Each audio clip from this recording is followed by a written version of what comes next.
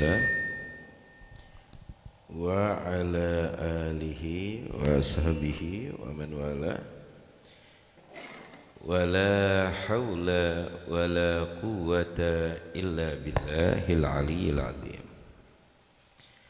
Alhamdulillah wa syukrulillah, kita berkumpul kembali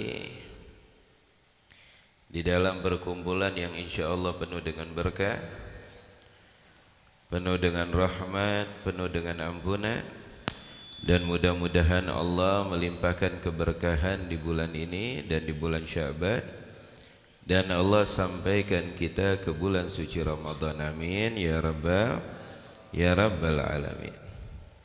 Hadirin jamaah yang dimuliakan oleh Allah,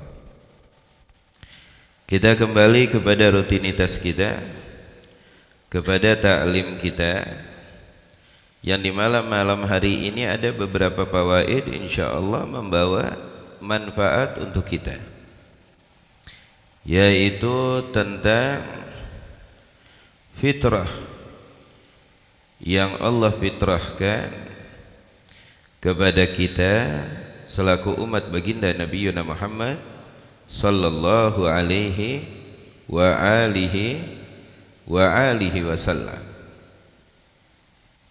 Ada beberapa fitrah yang dimana fitrah tersebut disunnahkan di dalam agama, yang dianjurkan oleh baginda Nabi Muhammad sallallahu alaihi wasallam.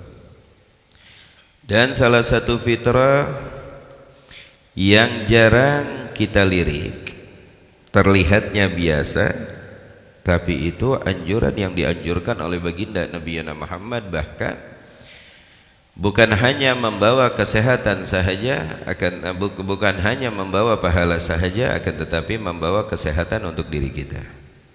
Apa itu? Taglimul adhafir wa ghassus syarib au ikhfa'uhu, yaitu memotong kuku dan menipiskan kumis. Ini hal yang sunnah yang jarang diperhatikan, padahal itu anjuran yang dianjurkan oleh baginda Nabi Muhammad. Maka di sini dikatakan di dalam riwayat yang diriwayatkan oleh Sayyidina Abdullah ibnu Umar radhiyallahu anhuma, anna Nabiyya sallallahu alaihi wasallam qala khalaful musyrikina wa fassarul lihay wa ahfus syawarib, rawahu syaikhan. Ini hadis diriwayatkan oleh Imam Bukhari dan pula diriwayatkan oleh Imam Muslim. Apa kata baginda Nabi Muhammad sallallahu alaihi wasallam?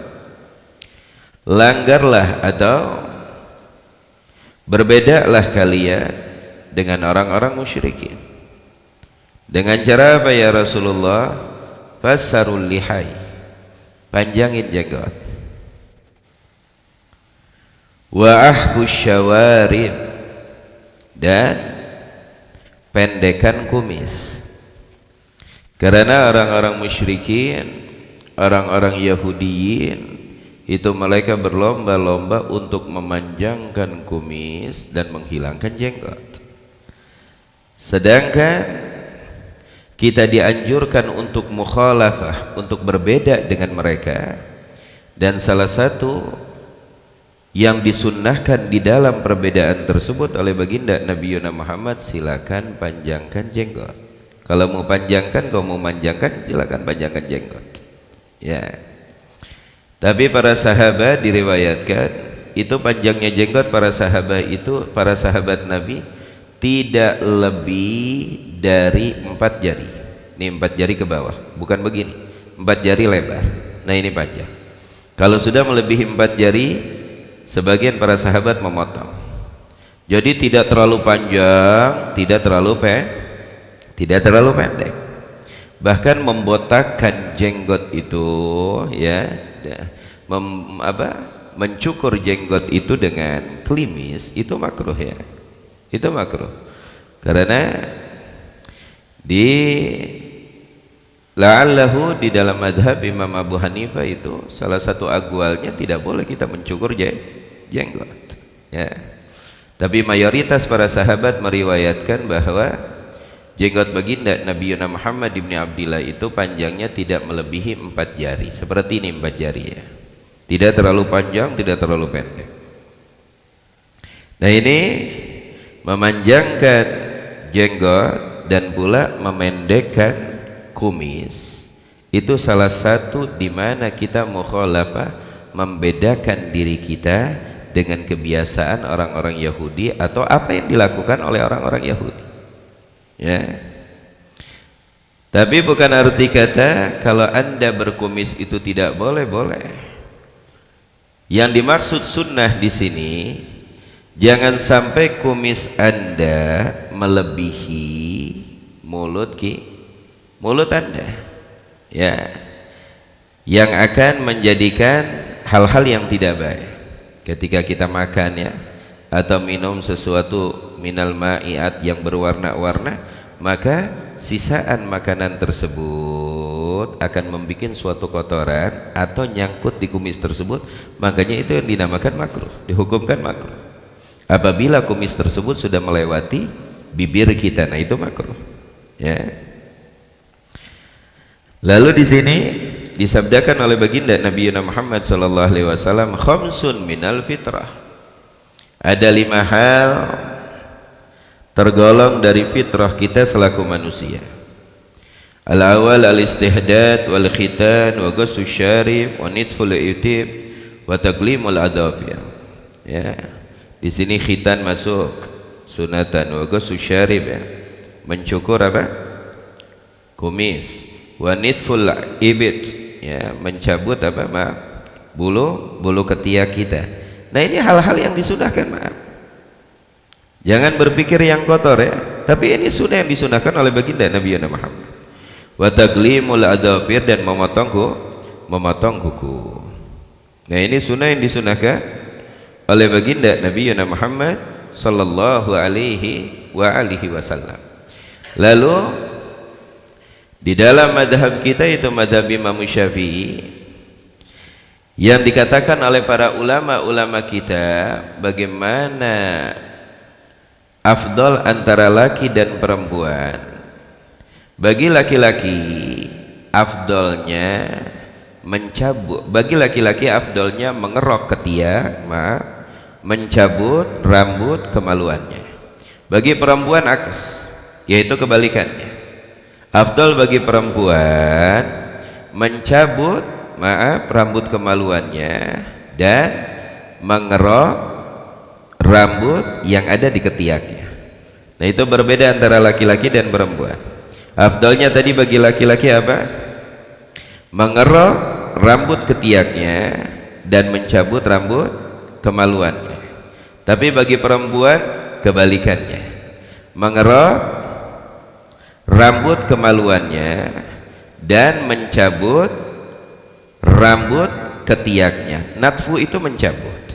Jikalau emang Anda kuat, dicabut ya.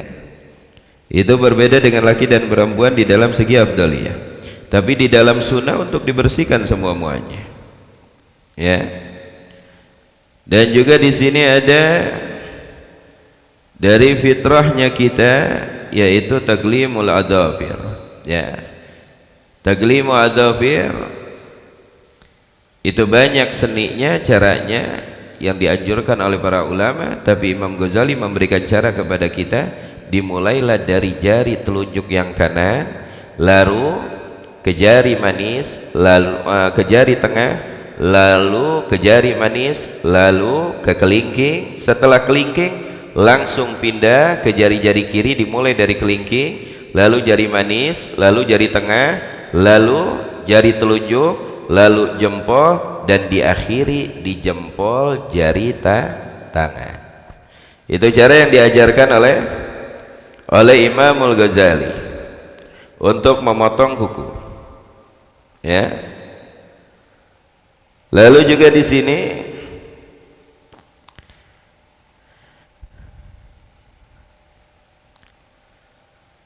sini juga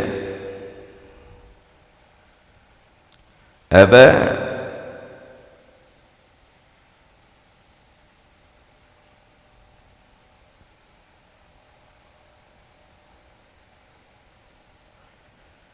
dianjurkan untuk ikramus sya'r ya. Kita menghargai, menjaga dan menghormati rambut yang Allah berikan kepada kita. Idza wafara wa taraka bi ayyudahina wa yusarrih. Li hadis Abi Hurairah radhiyallahu anhu, anna Nabiy sallallahu alaihi wasallam qala, "Man kana lahu sya'run falyukrimhu." Nah, ini anjuran dari baginda Nabi Muhammad ibni Abdillah. Barang siapa yang telah Allah berikan rambut di atas kepalanya, maka hormati, kata Nabi. Rawat. Maka merawat rambut ini sunnah. Ya tamasyat, ya memakai sisir untuk merapikan rambut sunnah. Jikalau niat kita mengikuti sunnah junjungan besar kita Nabi Muhammad. Yudahin, meminyakan rambut supaya lebih rapi, menjaga dari ketombe, menjaga dari kotoran, menjaga dari kutu, ini hal yang sunnah. Yang dimana Nabi menganjurkan kepada kita, man kana lahu sya'run falyukrimhu. Bagi siapa dari kita yang Allah anugerahkan rambut, maka hormati rambut tersebut, rawat rambut tersebut. Luar biasa ya. Wa an Ata ibnu Yasar radhiyallahu anhu qala ata rajulun an-nabiy sallallahu alaihi wasallam sairur ras. Artinya sairur ras ini sya'ath ya, berantakan. Rambutnya datang seorang laki-laki kepada junjungan besar kita Nabi Muhammad, rambutnya dalam keadaan berantakan, kucar kacir ya, berantakan, tidak terurus. Wallahyah, dan juga jenggotnya berantakan. Fa asyara ilaihi Rasulullah sallallahu alaihi wasallam kannahu ya'muruhu bi islahi sya'rihi wa lahyatihi. Langsung baginda Nabi Muhammad memberikan isyarat kepada laki-laki tersebut untuk merapikan rambutnya, rawat rambutnya, dan pula merapikan jenggotnya. Luar biasa ya. Ini anugerah dari Allah, wajib kita rawat, wajib kita jaga, wajib kita rapikan, wajib kita bersihkan. Fa fa'ala tsumma raja', lalu laki-laki tersebut merapikan rambutnya, merapikan jenggotnya ya. Lalu kembali lagi kepada junjungan besar kita Nabi Muhammad. Faqala sallallahu alaihi wasallam, "Alaysa hadha khairan min ayyatiya ahadukum sairur ra's kannahu syaitan." Lalu baginda Nabi Muhammad menyampaikan kepada laki-laki tersebut, bukankah seperti ini lebih baik, yang dimana engkau datang dalam keadaan rambut yang rapi, jenggot yang rapi? Bukankah keadaan seperti ini lebih baik dan lebih indah dan lebih enak untuk dipandang daripada seseorang dari kalian datang dengan keadaan rambut yang berantakan atau jenggot yang berantakan, ka'annahu syaitan, seakan-akan dia syaitan. Na'udzubillah tsumma na'udzubillah. Makanya enggak ada kita melihat syaitan, jin, apa ibrit, apa-apa, kalau mereka mempunyai rambut pasti rambutnya berantakan ya. Gak ada setan punya rambut kelimis, gak ada ya. Setan rambutnya berantakan ya. Luar biasa. Sunnah yang disunahkan oleh baginda Nabi Muhammad. Wa Nabi Qatadah radhiyallahu anhu annahu kana lahu jummah dhakhmah. Fasalan Nabiyya sallallahu alaihi wasallam fa amarahu ayyuhsina ilaiha wa yatarajjala kulla yaumin. Sahabat baginda Nabi Muhammad yang bernama Abi Qatadah, annahu, yang dimana Sayyidina Abi Qatadah mempunyai rambut tebal ya, dohmah, rambutnya ini tebal banyak, rambutnya tebal dan banyak. Lalu Sayyidina Abi Qatadah bertanya kepada baginda Nabi Muhammad, lalu apa yang dijawab oleh Nabi? Famarahu ayyuhsina ilaiha, maka Nabi menganjurkan kepada Abi Qatadah untuk menjaga dan merawatnya, wa yatarajjala kulla yaumin, untuk disisir, dikasih minyak setiap hari ya, dirawatnya. Luar biasa. Berarti merawat rambut ini sunnah apabila kau niatkan itu untuk menjalankan sunnah dan ittiba li Nabi Muhammad sallallahu alaihi wasallam. Rawahu an-Nasa'i wa rawahu Malik fil Muwatta bilafdin qultu ya Rasulullah inna li jummah afa urajiluha qala na'am wa akrimha wa kana Abu Qatadah rubama dahanaha fil yawmi marratain min ajli qaulihi sallallahu alaihi wasallam wa akrimha. Luar biasa. Datang pula seseorang mengadu bahwa rambutnya jummah, ya, sya'ar idza balagha mankiban, tebal rambutnya sampai ke pundaknya, itu rambut yang tebal panjang sampai ke pundaknya. Lalu apa kata Nabi? Seorang laki-laki tersebut berkata, apakah aku untuk menyisir dan merawatnya ya Rasulullah? Lalu kata Nabi, na'am wa akrimha. Kata Nabi, na'am, rawatlah dan hormati rambut yang telah Allah anugerahkan, Allah berikan kepada anda.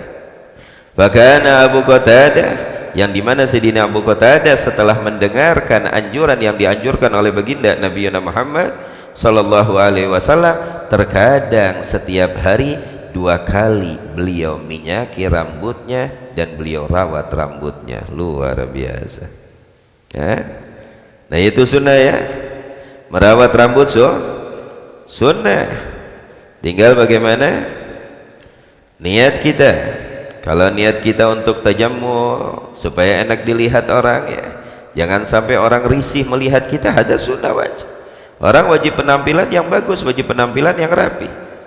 Bila perlu tambahannya wajib penampilan yang wangi, supaya tidak mengganggu orang. Karena mengganggu orang makruh. Kalau emang mengganggunya dalam keadaan ibadah, bisa jatuh kepada dosa, ya. Na'udzubillah, tsumma na'udzubillah.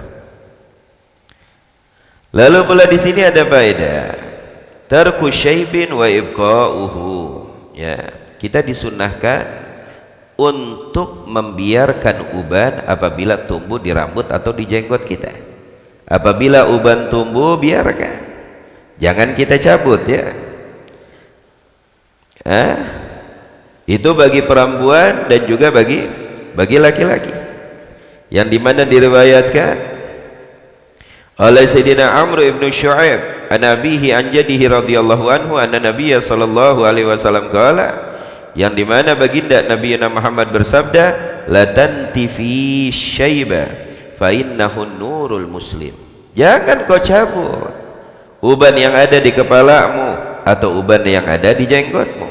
Fa innahu, maka sesungguhnya uban tersebut nurul muslim, cahaya bagi seorang muslim mukmin yang beriman kepada Allah.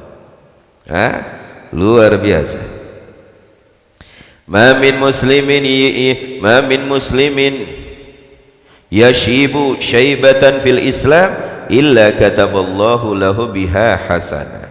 Tidak ada seorang muslim yang sudah mulai tumbuh satu uban saja fil Islam, ketika dia masih dalam keadaan Islam, dalam keadaan iman, illa, kecuali kataballahu lahu biha hasanah, kecuali setiap uban Allah berikan pahala satu hasanah, satu uban satu pahala. Wa rafa'ahu biha darajah, dan Allah angkat setiap satu uban satu darajah, satu derajat. Wa hatta anhu biha khati'atan, dan Allah akan hapus dari setiap satu uban satu kesalahan dan satu dosa. Allah, luar biasa, ya. Makanya kalau rambut kita beruban atau jenggot kita beruban, jangan ngegerutu. Waduh, gak bakal kelihatan muda. Waduh, gak bakal kelihatan keren. Waduh, gak bakal kelihatan beken. Lah. Tapi kita lirik kepada hal yang dimana setiap satu uban Allah akan mengangkat derajat kita, dan Allah akan memberikan setiap satu uban satu pahala, dan pula Allah akan menghapus dari setiap satu uban satu dosa dan satu kesalahan. Luar biasa. Wa Anas radhiyallahu anhu, diriwayatkan oleh Sayyidina Anas qala, yang dimana Sayyidina Anas berkata, kunna nakrahu ayantifar rajula sya'rata ayantifar rajulu sya'ratal bayda'a min ra'sihi wa lihyatihi. Yang dimana Sayyidina Anas berkata, yang diriwayatkan oleh Imam Muslim, kunna nakrahu, yang dimana kami sangat membenci bagi seorang laki-laki yang mencabut uban di kepala atau di jenggotnya. Sayyidina Anas benci. Kenapa? Karena uban itu pertama cahaya, yang kedua mengingatkan kita bahwa kita tidak akan abadi, ya. Nah, ini jawaban bagi yang mempertanyakan tentang uban, ya. Luar biasa. Nah, ini ada beberapa faedah lagi para hadirin, ya. Di sini banyak beberapa faedah. Ini hal-hal yang terlihatnya sepele, mungkin dianggap sepele, ya, oleh sebagian dari kita. Padahal tidak ada sekecil apapun yang disunahkan oleh baginda Nabi Muhammad yang tidak membawa manfaat dunia, akhirat, kesehatan, ketentraman, ketenangan, kenyamanan, kebugaran, kesegaran, semuanya menyatu para hadirin, ya. Semuanya menyatu. Luar biasa, ya. Nah, dari yang punya uban awas jangan dicabut. Tapi di situ ntar disunahkan untuk diwarnai, ya. Itu sunnah diwarnai, ya. Sebagian ulama, sebagian banyak para sahabat ini terbagi menjadi dua di dalam tasbih. Itu namanya tasbih, mewarnai rambut atau jenggot, terbagi menjadi dua. Sebagian penuh dari para sahabat menganjurkan, ya, sangat dianjurkan itu. Sebagian penuh dari para sahabat tidak melakukan itu, untuk tetap uban tersebut tidak diwarnai, ya. Tinggal bagaimana niat kita, ya.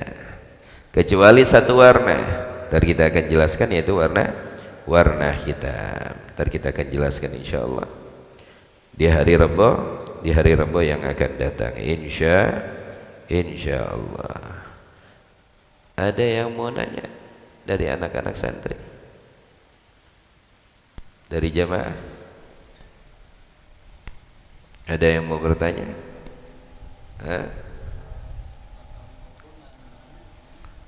Potong kuku sebenarnya tidak ada riwayat potong kuku pagi, siang atau malam. Cuma mimba bil aula wal adab wal wagat, ya. Kalau kita ngelihat waktu dan juga ngelihat hal yang lebih baik, maka apapun pekerjaan yang paling bagus kita lakukan tatkala matahari masih terbit, ya.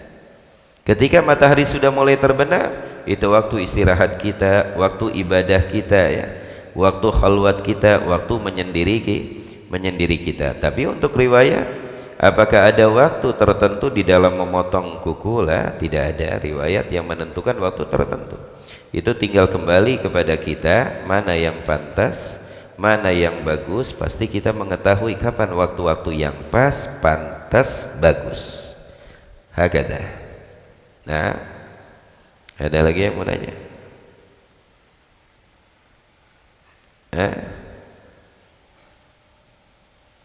Ada yang mau bertanya buat ikhwan? Gak ada. Yang di belakang, Bang Herdi, ini dari Depok jauh-jauh nih, pasti bawa pertanyaan. Kalau nggak bawa pertanyaan, bawa bakso paling. Ada yang mau ditanya? Apa?